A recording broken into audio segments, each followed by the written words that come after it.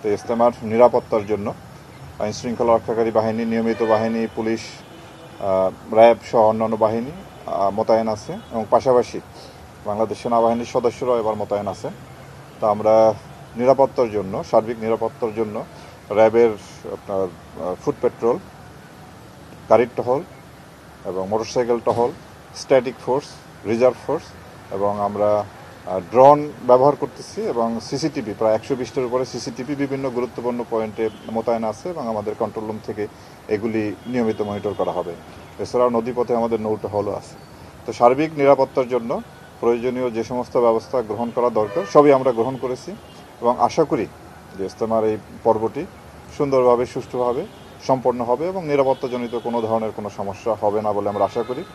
আমাদের নিরাপত্তা যে ঝুঁকিও তেমন নাই, একমাত্র দুই দলের অন্তঃকলহ ছাড়া আর কোনো নিরাপত্তা ঝুঁকি তেমন কোনো নাই। আমরা আশা করি সুন্দরভাবে এই অনুষ্ঠানটি সম্পন্ন করতে সক্ষম হব।